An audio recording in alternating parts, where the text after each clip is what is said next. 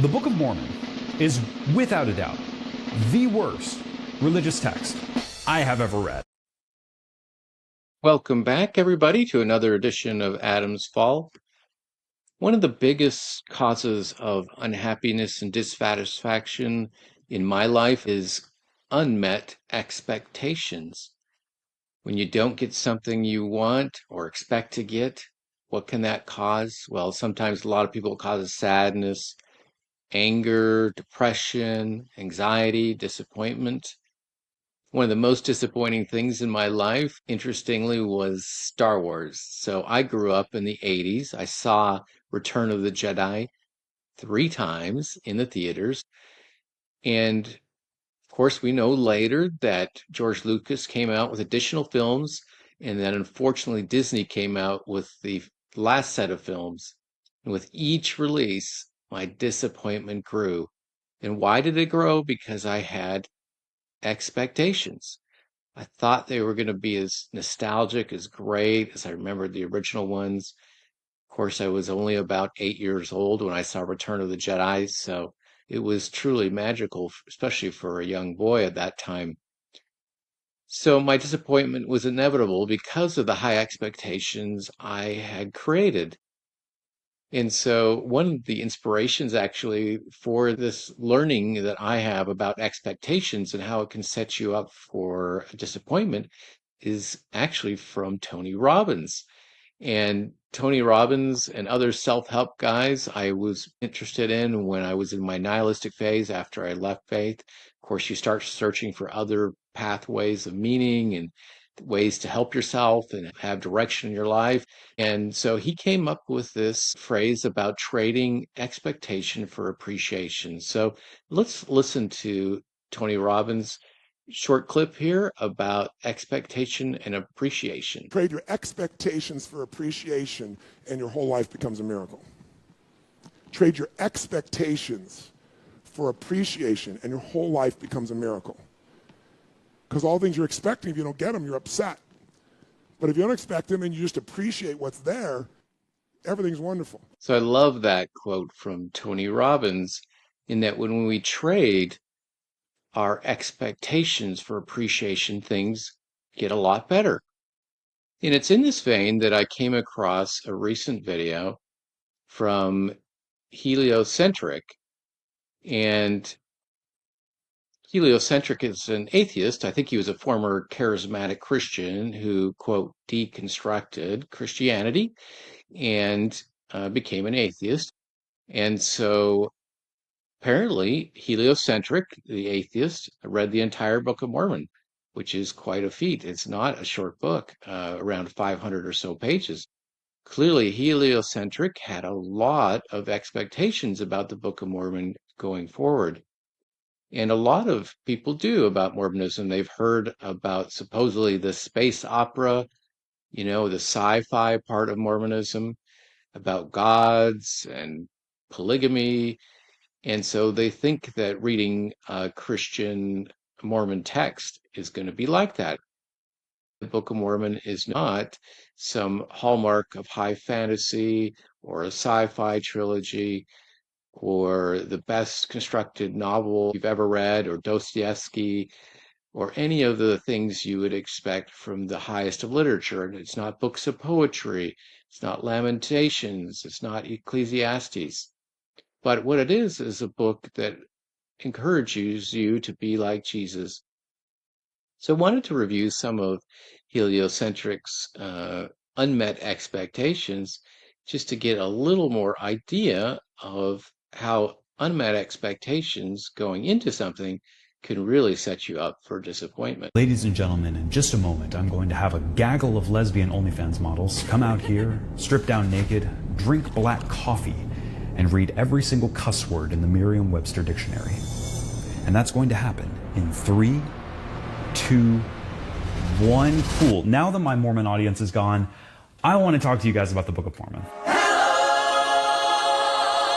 However, I would like to offer a very real disclaimer at the beginning of this video. If you are a Latter-day Saint, I want to encourage you to consider not watching this video. I've talked at length on this channel about how painful it was for me to leave religion, and Videos like this when I was younger, at best, just maybe kind of pissy, or at worst, were kind of emotionally tumultuous for me. And I don't want to unnecessarily impose that on somebody if that's not the kind of headspace that you need to be in right now. There is zero shame in putting this video on the back burner or just not watching it entirely.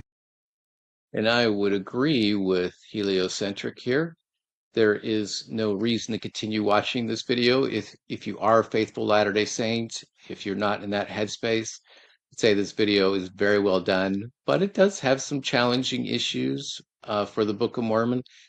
Nothing new, of course. These very criticisms have been made from the very beginning. So to me, there's nothing that I heard here that I hadn't heard many, many times before. But if you are one that can look at criticisms of your faith and see it with appreciation, and not expect that you're going to get everything you want to hear, then let's continue and listen to his next thought here. I have read this book exactly one time. I am not a scholar. I am not an expert. This is not my definitive, hey, this is the truth of this book or anything. I apologize in advance because I'm going to get all kinds of names, events, everything very wrong. This is not that kind of channel. So with all that being said, drum roll please.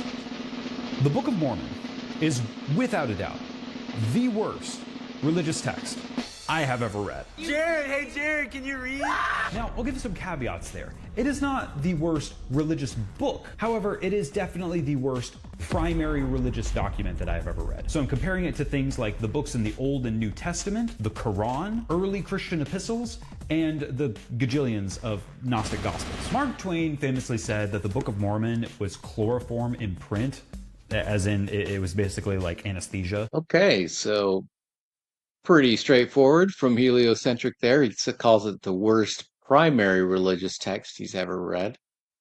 And I think a lot of this just comes down to expectation. Like I mentioned before, if you've encountered some of the spicy Mormon doctrines that you encounter on social media, if you're really into that kind of thing, and you forget that the Book of Mormon is not meant to be a spicy book in terms of just exploding new revelations and new doctrines, and you realize it's just, quote, another testament of Jesus Christ, and really it's very plain about preaching about Jesus and how to become a disciple and those basic principles in your life, then of course you're going to be disappointed.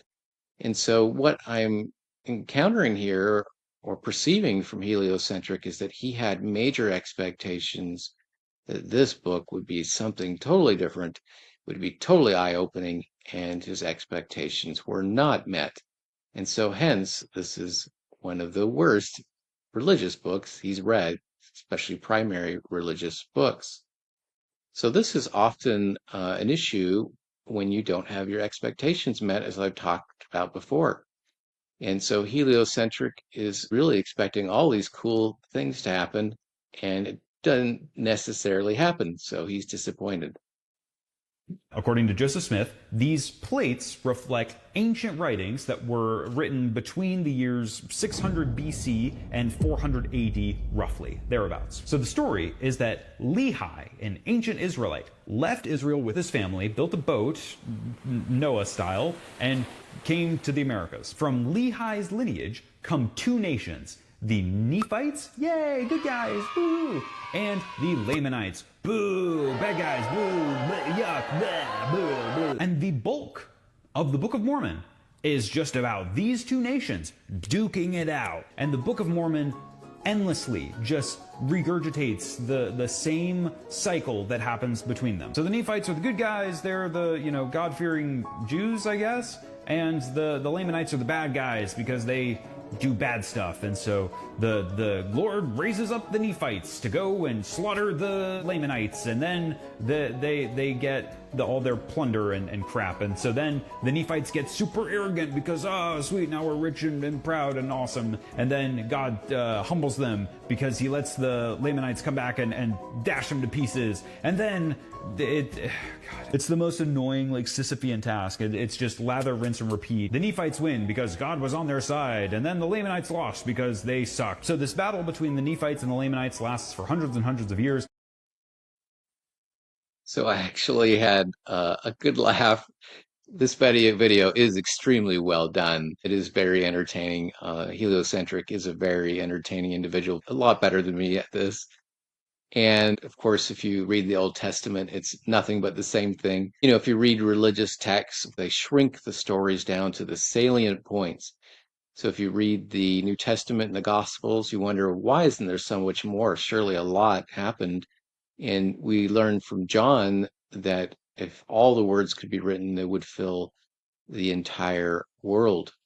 But yet these stories are shrunk, the narratives are made smaller, so we get the salient points out of them. And when you read the Old Testament, it's nothing but the same cycle that's in the Book of Mormon. This is actually a little testimony to me of the Book of Mormon about the cycle of decadence and then destruction, and then being blessed by God, and then decadence and destruction is the exact same cycle you find in the Old Testament. So this is what you would expect when the narrative is bringing you the salient points that need to be reinforced and reinforced. And this is one of those within the Book of Mormon. Mormons really think about it in these terms, but there's kind of an Old Testament and a New Testament portion of the Book of Mormon, because allegedly many of these books were written hundreds of years in the Americas by Jews or God-fearers, or I don't know how they would describe themselves, prior to the coming of Christ. And then there's a portion of the book that refers to the Americas post Jesus coming. But there's a plot twist in there. Jesus comes to America. I'll get to that in a minute. No spoilers. So what's in the Old Testament portion? Is there anything cool? Anything fancy? Anything awesome? No! No! It's so boring. I don't know why doctors don't prescribe this over Ambien. It's so dull. So with the book being a compendium of books, there's several different books in the Book of Mormon, you would expect there to be different genres. Oh man, maybe there's a book of poetry. Maybe there's a book of prophecy. Maybe there's fables. Maybe there's really iconic stories. No, it sounds completely monotonous. And I know that Mormon apologists will come along and say, well, it's because all of it was an abridgment from Mormon. And it meanders. It meanders so unnecessarily. So once again, this is pretty funny. He is really good, I must admit. And so once again, he's just expecting a lot of fireworks. He has the Old Testament portion. And I do think there's a lot of good stuff in there, but has totally unmet expectations about all this grand stuff that's going to happen in parts of the Book of Mormon. And yet it's not there. And so there's not these juicy things that he's expecting. And yes, there are some repetition and tedious elements, like I mentioned earlier, but I think he's missing the point here of the book is to teach and for us to learn how to become disciples of Christ. And you'll notice that in this video, he never talks about moral teachings or what we're supposed to learn. It's more about what are the juicy topics or what juicy happenings are going on in the story as to what we can learn, how we can learn to be better disciples of Christ.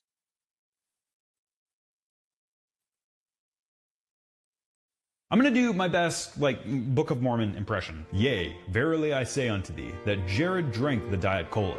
Truly he drank unto it, and it was good. And it was pleasing unto his taste buds, because it came to pass, that as he drank the cola, he felt gassy, and he belched. Yea, verily its sweetness was not from sugar, but verily it was truly due to aspartame. Neither was it sweetened with the sweetness of agave, nor with brown sugar. Much joy, and there was much rejoicing in the seed of Jared, for great was the joy that Jared had in the household of. Yes, there are some repetitions in there. And if you were going into reading the Book of Mormon thinking you were going to read Faulkner or Dostoevsky or some high literature, the Book of Mormon does not claim to be that thing. They're written by individual authors. They're not a group of rabbis that have gotten together and synthesized poetry and collected literature. A lot of the Old Testament, of course, is not individuals writing their own testament or their own story. Some of these things, like the Psalms, have been gathered together in a group in a book.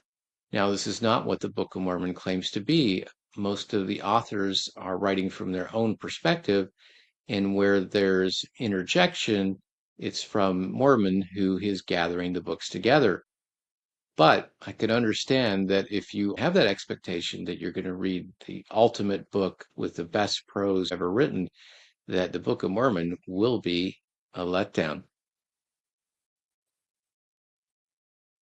Memorized that morning. Now, the other thing is that this is another testament of Jesus Christ. So Jesus appeared in ancient Israel, and then he appears again in the Americas. The Old Testament portions of the Book of Mormon, the BC portions of the Book of Mormon, are obsessed with Jesus. Like, in the Old Testament, you get... And I love this part because he's a former Christian, a charismatic Christian, and in one of his main gripes here is that there's too much Jesus in the Book of Mormon.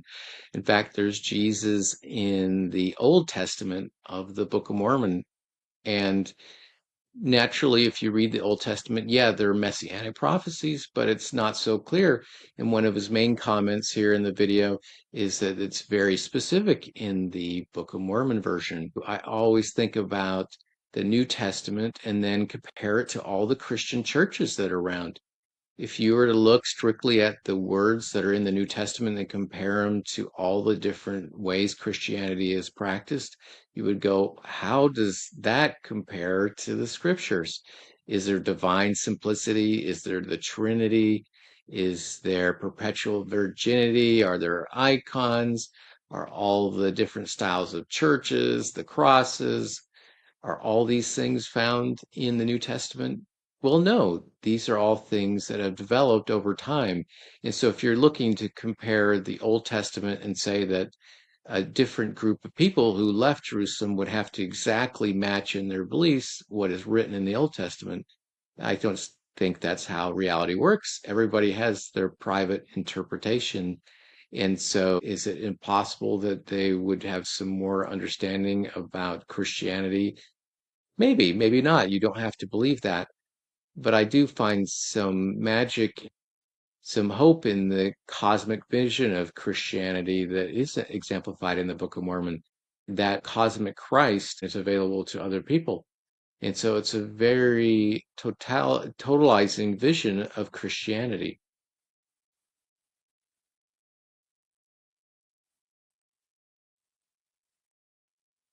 And I'm not gonna lie, you know, like 3/4 of the way through the Book of Mormon, I'm not vibing with it. It's not my cup of tea, but I'm starting to get excited because I know that Jesus makes his big cameo in 3rd Nephi, the 11th book in the Book of Mormon, and when he finally comes on the scene, he makes his grand entrance. What does he do? Nothing! Once again, a good laugh here, but one of the things we get accused of in Mormonism is that we have another gospel and that we've invented something totally different from the New Testament.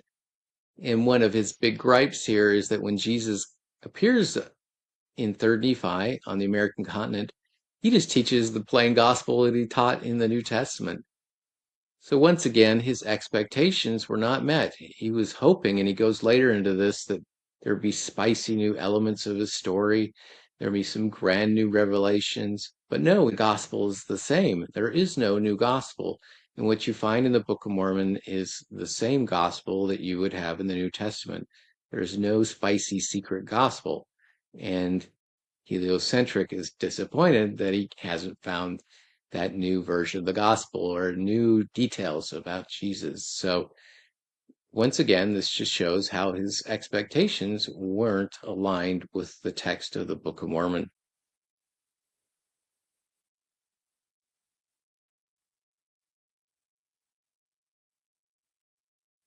I know that there are a ton of really intelligent Latter-day Saints out there who are chomping at the bit, ready to correct all the places where I was wrong or give a retort or a response to all the areas where they think that they can answer some of my questions. And I'm here for it, man, because I'm an idiot with a big mouth, but I don't want to shut down discussion. Again, I'm sure I got some details wrong. Please forgive me. Turn the other cheek or something. But I hope that you guys can see my heart in this, because This is not, again, like some big, epic takedown of the Book of Mormon and why I think that it's not true. My intent is to give honest feedback to the 10 or so Mormon missionaries that I've talked to over the years. They've each individually asked me to read the Book of Mormon, and I've finally done it.